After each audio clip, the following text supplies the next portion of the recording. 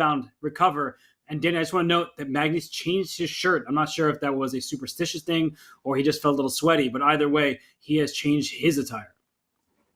He wanted to go with Team Black. Unfortunately, you've been left behind, Robert. We had me and Arjun were matching shirts, and Magnus had a green shirt on, but he went back to the closet.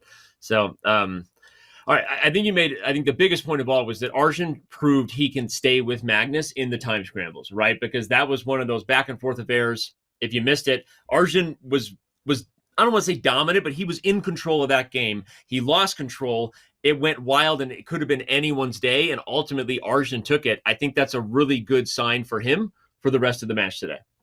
Yeah, you just never want to feel like your opponent is invincible, that everything is going their way, that is, nothing you're doing is making a dent. So for Arjun Erigaisi, who's playing a very good match, it's 1-1, only 3 games in, I think he can feel some confidence in how this match is going. And as we look at how this position is going, well, typical slight edge for the white side. Black may decide to go for c5. I would just be very careful about doing so. Rooks usually win showdowns with queens, so I probably would be hesitant to play c5 just yet. Yep. Well, right as you said it, and I said yep to agree with you. Magnus says, what do you guys know? Here goes c5. We're playing for the hanging pawn structure. As you highlighted, though, white can play dc, and there is pressure on the d file from the rook to the queen. Does that lead to tactics with e4? Is there anything else? Sometimes white will play a sneaky bishop f5 in some of these positions where you open the rook and you start to create other tactical problems. So Arjun going to take a think, but Magnus goes right in for the complications. It's a point of no return because in some positions, black plays c4 and b5 and expands on the queen side. I keep asking our audience to not just look at the exact material, but look at where pawns are, because it's even material, yes. And this move b4 is excellent. Very instructive move, trying to take control over the d4 square. I love that decision from Arjun and the response from Magnus. But what I'm trying to get at is in this position, you see that black has a d pawn and now white has an e pawn. So not all pawns are in the same files. And Danny, as I look at this position, black is getting really active. Your bishop f5 move, it needs to be considered, but is there like a sacrifice in some of these positions where you give up the rook for the knight? I'm not quite sure because black has some loose pieces of his own, but something that Arjun and Magnus, they need to calculate. 100%. We've got the isolated queen pawn dynamic there. The d5 pawn is the target, but as you point out, black, what do you normally want when you have an IQP? You want activity and open lines and open squares. Magnus does have that. I'm also spying that bishop f5 move, but it doesn't get played. Arjun plays rook c1. Will tactics on the c file be immediate? By the way, the a3 pawn, keep an eye on it now. Good point. That knight taking on d3, for example, opens up the queen to a3. I don't know if Arjun cares about that pawn so much. He may try to get active in the center, but I certainly would care about it. And let's dive in because Magnus, you can see it on his face. He's like, this food, it tastes pretty good, but also will that a3 pawn be a healthy snack as well? Knight takes d3. If he does play that, you'd think that the queen would take back, but queen takes a3. I'm looking at discoveries, but I'm also looking at a rook that is loose on c1, so this would not work out for white. Yeah, I was because of the intermezzo, the in-between check on f6, it could work out for white, but it won't because of c1 hanging. I don't know that Arjun missed that. Well, if we look at the live game, we know that Magnus didn't go for this, but maybe he should have. In the live game, we've got other tactics with the queen spying the diagonal on the king side and knight g4. This is like a Catalan tactical idea for white at times. So this is a funny one. Oops, sorry, I couldn't draw the arrows. Hey, it's okay. Well, this doesn't look okay for white. I sometimes color outside the lines too. Sometimes I've been working on that, coloring books recently. I'm a terrible artist, so I wasn't able to get the arrow heading towards the G2 pawn. But Denny, in all seriousness, looking in this position, doesn't it look like there's huge danger for white? I understand H7 is hanging with check, but that's actually a pawn that you often don't want to take because your bishop is on a vulnerable square when this queen eventually goes to the H6, or if you're blundering it, the H2 square. We highlighted it in an earlier game where I said, ignore that evil eval bar, making you think this position is somehow 50-50. This is a blunderable spot for white. When we called it in the other game, the next move, the eval bar switch, this is one of those spots where if Arjun doesn't find the right move, that eval bar is going to go crazy and black's attack. And here we go. The light squares are dangerous. The queen is sliding over, as Robert said. A much harder position for white to play. But Magnus doesn't look entirely pleased.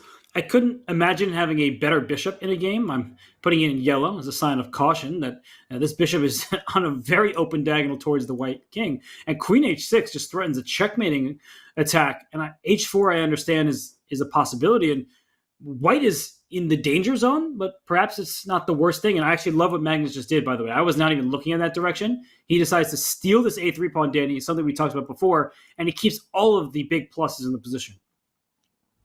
Yeah, that was probably a really smart heads up play rather than beating your head up against the, proverbial wall on the king side. It's a full chessboard. Let me go grab my material back and remind white that you've now created permanently weak light squares.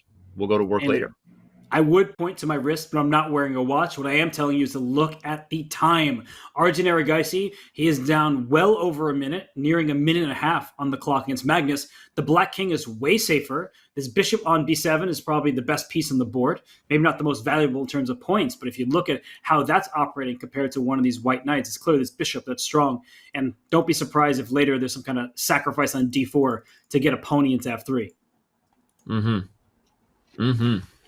I like it and agreed. The time wasn't a storyline in the first game, but it's become one increasingly so with every game. Magnus has been a little bit up on the clock, and this one is more than double what Arjun has. So we'll see if that trend continues. Not a good sign for Erigaisi. Not at all. And I mean, this queen is already in some danger. It's under attack and needs to keep defending this knight. And he walks into a pin. Danny, I was not looking at that move, but he probably didn't want to stay on the d2 square as later knight f3, for example, rook d8, trying to sacrifice for that knight. That would have hurt. So how does black win this game? Get this queen. Yeah. And I know I'm bad at drawing arrows, but this one's on purpose. Get the queen to g2. I love it. Get the queen to g2. I love it when you draw an illegal move arrow. It's actually really important to keep your goals in mind, everyone. And h5 is a good move. Threatens to pry open more squares potentially. The alpha zero h-pawn wants to join the party. When in doubt, just push your h-pawn.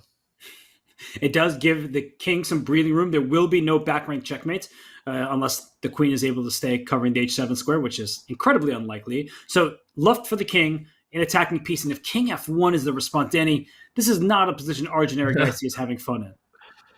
King f1 is a move that you kind of reveal your hand when you play king f1 that you are not happy with your kingside position.